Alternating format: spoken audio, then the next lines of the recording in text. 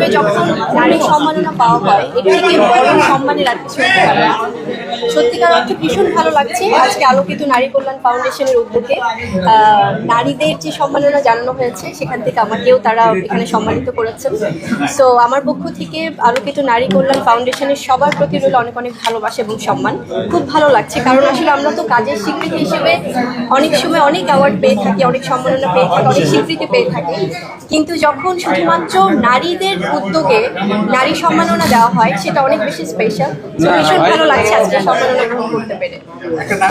এই যে যখন আপনারা বলছেন যে বরবাদ এত বেশি ভালোবাসা নিচ্ছে সবার কাছ থেকে এবং তার পরপরই যখন জঙ্গলি রয়েছে, আপনারাই যখন নিউজ করছেন, আপনারা যখন বলছেন, কারণ আপনারা তো সব সিনেমা হলগুলো দেখছেন, সবগুলো শোজ জঙ্গলির হাউসফুল যাচ্ছে এবং আজকে 20তম দিন, তারপরও যেভাবে প্রত্যেকটা শোজ হাউসফুল জঙ্গলির এবং সবাই যেভাবে ইমোশনালি কানেক্টেড হচ্ছে জঙ্গলির গল্পের সাথে, সবাই বলছে জঙ্গলি 2 দেখতে চায়, 3 দেখতে চায়। অবশ্যই আমরা এটাকে সম্মান জানাই, কিন্তু এটা তো প্রডিউসার ডিরেক্টরদের আসলে ব্যাপার, এটা একটা টিম ওয়ার্ক। সো এটা সামনেই সময় বলে দিবে যে জঙ্গলি 2, 3, 4 আসবে কিনা। কিন্তু যে ভালোবাসা আমরা জঙ্গলি থেকে পেয়েছি সেটা আসলে আমার মনে হয় যে সারা জীবন আমাদের জন্য অনেক বেশি ইন্সপিরেশন হয়ে থাকবে।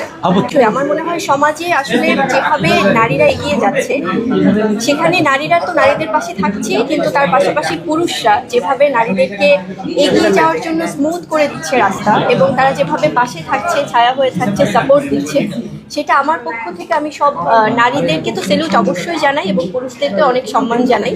কারণ আজকে দেখুন, আজকে আমাদের নারীর যেভাবে সম্মাননা জানানো হয়েছে নারীদেরকে বিভিন্ন সেক্টর থেকে, চলচ্চিত্র থেকে যখন আমাকে সম্মাননা জানানো হচ্ছে নারীদের পক্ষ থেকে এবং অন্যান্য সেক্টর থেকে যখন অন্য নারীদেরকে সম্মাননা জানানো হচ্ছে, আপনারা দেখুন আজকে যত আমার জার্নালিস্ট ভাই বোনেরা আছেন, বোনেরা তো আছেনই, বাট এখানে কিন্তু সব পুরুষ ভাইরা রয়েছেন।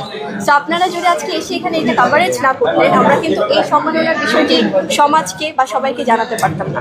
সো সেখান থেকে আপনাদের প্রতি আমার অনেক ভালোবাসা যে আপনারা এই যে পুরুষরা যেভাবে নারীদের পাশে আছেন সেটা অনেক বেশি সম্মানের। একজন চলচ্চিত্র কর্মী হিসেবে এবার ঈদে 5টা সিনেমা রিলিজ হয়েছে, সব সিনেমায় ধরেন 80% আর কি পজিটিভ রিভিউ, মানে এইরকম খুব কম হয়েছে। চলচ্চিত্র কর্মী হিসেবে ভালো লাগার জায়গাটা অবশ্যই আমার মনে হয় যে একজন চলচ্চিত্র কর্মী হিসেবে, চলচ্চিত্র শিল্পী হিসেবে এর থেকে আনন্দের আর কিছু হতে পারে না। আমরা তো এটাই চাই যে পুরো ইন্ডাস্ট্রিতে সবাই সবার সিনেমাকে সাপোর্ট দিবে, সবাই সব সিনেমা দেখবে, সবগুলো সিনেমা হাউসফুল যাবে।